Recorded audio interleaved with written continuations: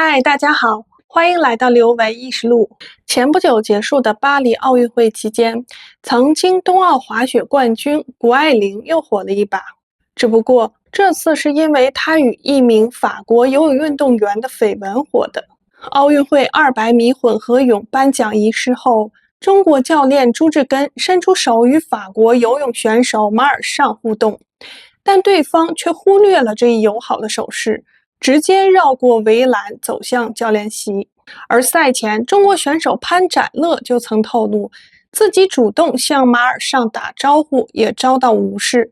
事后，马尔尚在 Instagram 上晒图庆祝获得金牌，谷爱凌随后在其动态下评论 Incredible 表示祝贺。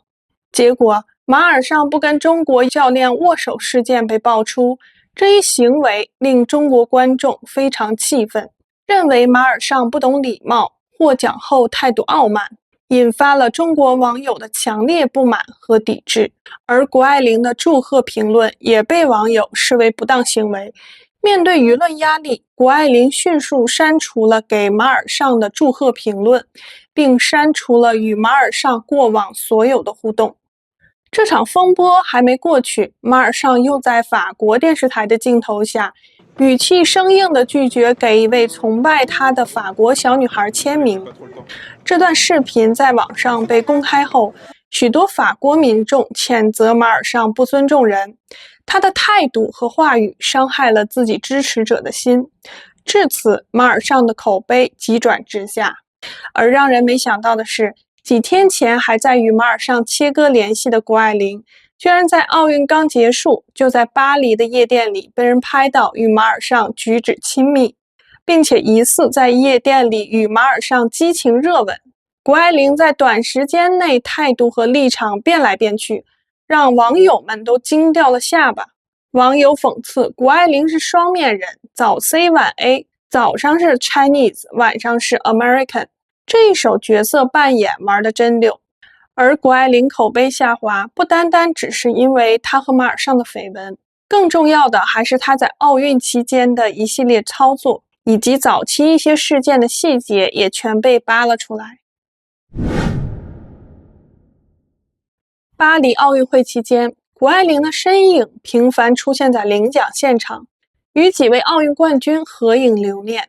但是这个合影也仅限于流量最高的几位中国运动员。有网友质疑她在蹭热度，不过有一个人她还真没蹭，就是这届奥运女子网球冠军郑钦文。毕竟他们两个在商业上是竞争关系，但是郑钦文比她有个优势，那就是可以100%的确定是中国国籍。本来这也没什么，谷爱凌想在中国赚更多钱，就得经常出来露露脸，要不她生活在美国时间长了，也难免被中国观众忘记。但是当打开谷爱凌 Instagram 账号时，却发现并没有这些合影。原来这些蹭热度的合影是给中国观众的特供版，而谷爱凌 Instagram 账号的整体风格是将她打造成一个高端的白人女性。看得出来，她非常想融入美国以白人为主的上层名流社交圈。在如今中美对抗的国际形势下，谷爱凌竟然靠着在中国的流量中美通吃，这流量和人设真是被她玩得明明白白。怪不得有网友说，谷爱凌在 ins 上是美国人，在微博上是中国人。与此同时，与她传出绯闻的马尔尚被爆出在巴黎奥运比赛期间，一直有一位青梅竹马的女孩陪伴身边。女孩的父亲拥有一家游泳俱乐部，而马尔尚正是在这里开始了游泳运动员的职业生涯。女孩的家族与马尔尚家族关系非常密切，经常一起度假旅游。奥运期间，马尔尚在一场游泳比赛后向观众席大喊女孩的名字，并说这是为了你而战。不仅如此，马尔尚还曾被拍到和自己的男队友在夜店举止亲密。看上去马尔尚私生活的状态是，也许有个女朋友，也许还有个男朋友，就是不知道谷爱凌到底算什么朋友。抛却私生活不谈，当初谷爱凌在2022年北京冬奥突然爆火，总让人感觉有些莫名其妙。当年引入的所谓规划运动员不止他一个人，得金牌的也不止他一个人，却只有谷爱凌突然爆火。每一个顶流背后都有着商业推手的身影，那谷爱凌背后的资本是谁？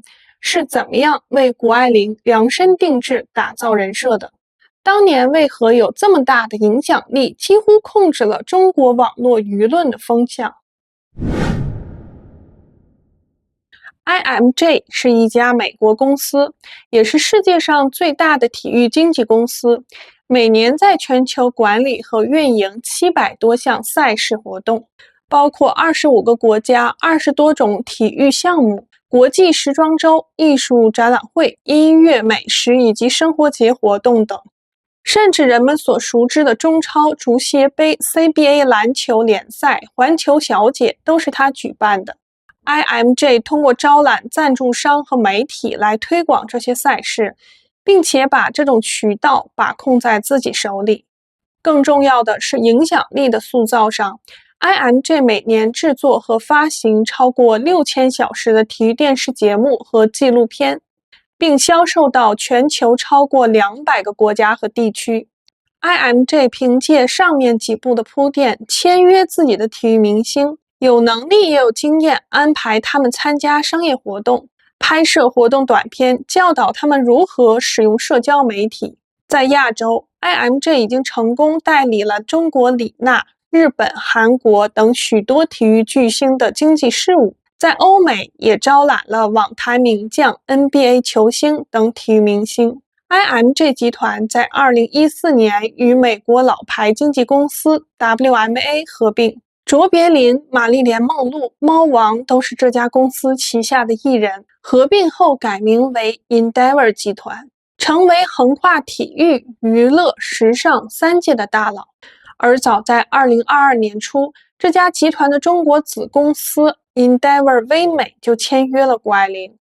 在谷爱凌还没成为冠军之前，就作为时尚模特上过 Vogue、Elle 中文版和时尚芭莎杂志，与奢侈品大牌合作。作为运动代言人，有奥地利红牛、蒙牛、科颜氏等大牌合作。很多运动员在没有夺冠之前几乎没有商业价值，但 Endeavor 做的不仅仅是捧星，而是造星，把运动员像明星一样去运营。明星需要人设，运动员也要有。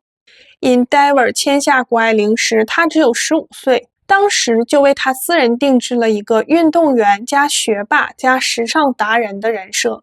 当时签约品牌奥地利红牛还为她赞助拍摄了一部纪录片《走进谷爱凌》。同时，谷爱凌也分别在中国和美国社交平台上经营自己的账号，分别根据中国和美国的喜好打造不同版本的人设。2021年之前，谷爱凌的代言品牌只有7个，且多与滑雪品牌有关。2021年后，她的代言品牌数直接覆盖到各个领域，如中国移动、雅诗兰黛、万国表、凯迪拉克等20多个。单项代言费更是在2021年斩获世界极限运动和世锦赛冠军后，直接飙至180万美元。据估计，他当时一年代言收入可能达4000万美元。这时候，谷爱凌虽然荷包鼓鼓，但是对于不关注滑雪运动的大部分人来说，她还是很陌生的。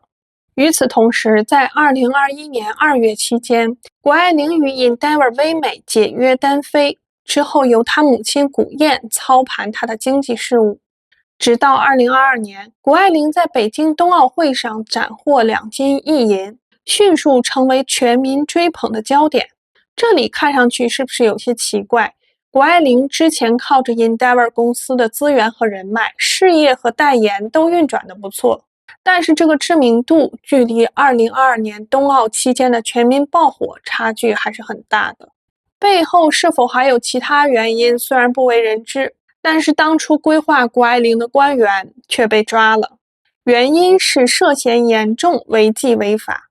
随着谷爱凌的爆火，她的身份上的致命问题也暴露了出来，就是被大家讨论最多的，时至今日依然成谜的国籍问题。谷爱凌是哪国人？当初北京冬奥会记者采访时就问过这个问题。One thing we've been trying to clarify, are you still a U.S. citizen, or how's that work? I've always been super outspoken in my gratitude to the U.S., to the U.S. team as well.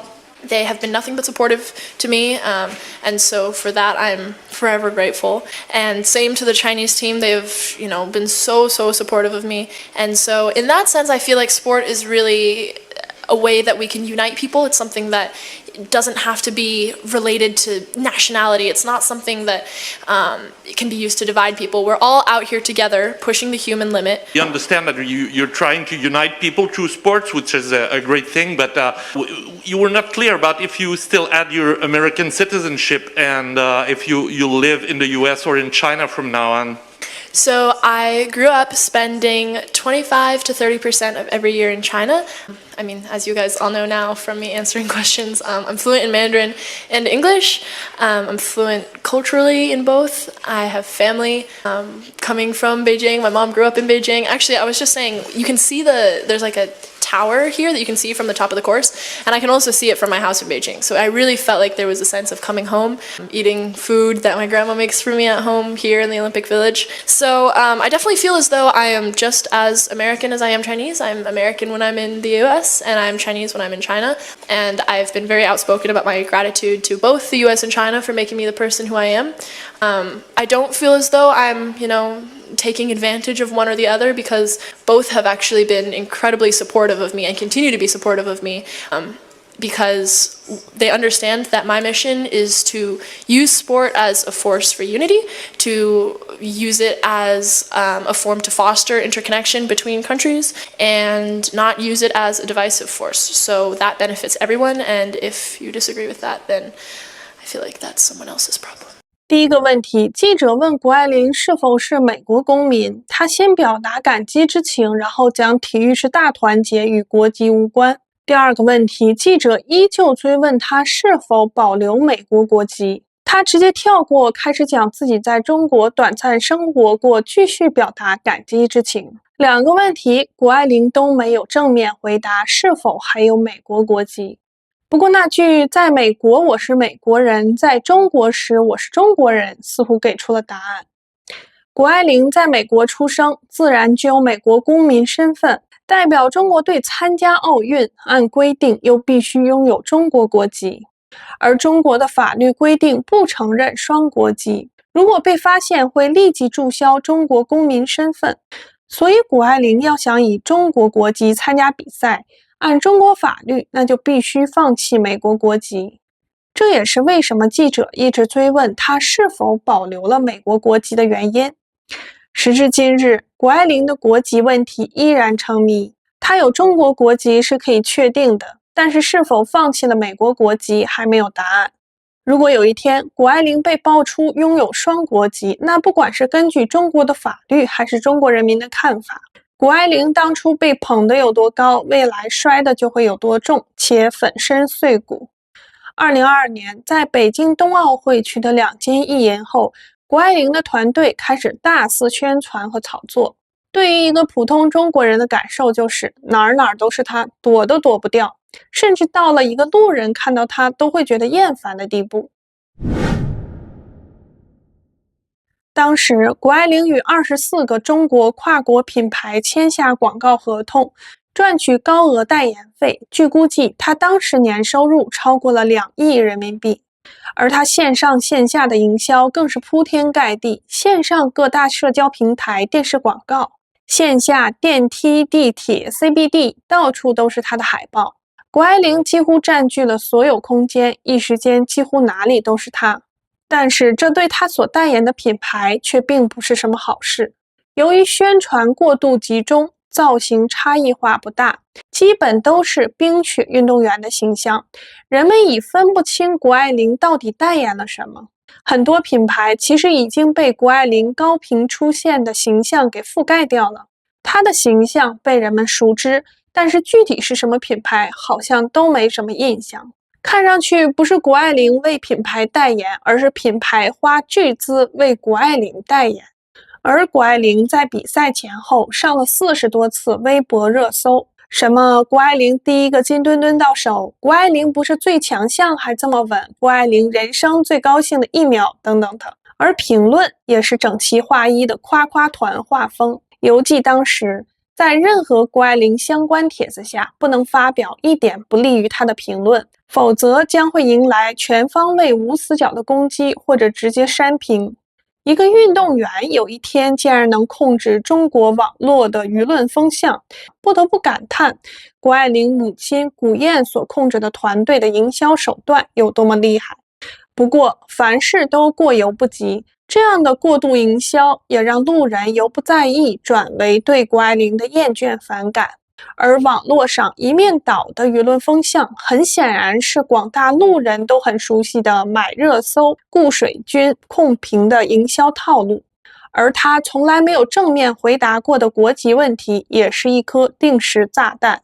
这些都消磨了普通人对谷爱凌的观感，只是这些负面看法都被压制在了铺天盖地的宣传下，造成了一种谷爱凌全民爆火的假象。奥运结束后，谷爱凌和家人包了一架私人飞机回到美国纽约。很显然，谷爱凌是在中国大赚特赚，然后回美国花，利用在中国积累的人气和流量，提高身价，赚取资本，再回到美国，利用这些资本将自己打造成美国上流社会的名人。如果没有在中国的营销，谷爱凌即便在奥运会上拿了金牌，恐怕也签不了这么多代言，赚不了这么多钱，也不会有这么大的名声。然而，即便长期生活在美国，谷爱凌母女也没有放弃中国这块大蛋糕，偶尔露露脸，买热搜，洗评论，还是能有很不错的流量的。毕竟再富有的人也不会嫌钱少。对于谷爱凌来说，在中国赚钱比在美国容易得多。很难想象在中美开打贸易战的今天，还能有人两边通吃，金钱名利双丰收。相信这次巴黎奥运会，谷爱凌也想好好营销一番。虽然夏季奥运会没有滑雪项目，但是她也与几位流量最高拿到冠军的中国运动员合影，再上热搜，又能刷一波流量。只是不小心因为与马尔尚的互动、删评、再传绯闻的一系列操作翻车了，让大家进一步看清了他早 C 晚 A 的角色扮演。谷爱凌真正做到了他自己说的这句话，在中国是中国人，在美国是美国人。不仅线下，线上也扮演着中国人和美国人两个不同的角色。而所有动作最终的指向是金钱和名利。这只是谷爱凌家族的一场资本游戏，只是中国人愿不愿意继续陪他玩下去，继续做他的垫脚石。从最近谷爱凌在中国不断下滑的口碑和充满争议的双面人形象来看，似乎前景不妙。据美联社报道，谷爱凌计划继续代表中国参加2026年在意大利举行的冬奥会。如果计划不变，谷爱凌也能够在这届奥运会上拿到冠军。不知道谷燕的营销团队是否能够在中国再次掀起谷爱凌的热潮。不过这终究是2年后的事。而在前不久结束的巴黎奥运会上，第一次为中国拿到网球冠军的中国运动员郑钦文收获了很多好评，大家忍不住把二者放在一起来做对比。谷爱凌在中美之间来回转变的态度和立场，与郑钦文拼命为国争光的态度形成很大的差距。谷爱凌作为冷门项目运动员，她拿到的大量商业资源更多在于她中国运动员的背景，偏偏她国籍模糊，立场变来变去。那为什么不把这种商业资源给到郑钦文等为国争光的中国运动员身上呢？毕竟运动员靠品牌代言赚钱，而品牌靠中国消费者赚钱，谁才是金主？应该如何选择？相信市场会给出答案。而谷爱凌的人设也从最初 Endeavor 为她量身定制的天才少女运动员学霸，转变成如今的早 C 晚 A 精致利己主义者。资本总是喜欢把人捧成神，而现实却总是让神跌落神坛。那些以为可以把普通大众玩弄于股掌之间的人，最终很有可能会遭到强烈的反噬。这期节目就到这里，感谢大家的观看，我们下期再见，拜拜。如果喜欢我的频道，记得订阅、点赞、收藏哦，感谢你们的支持。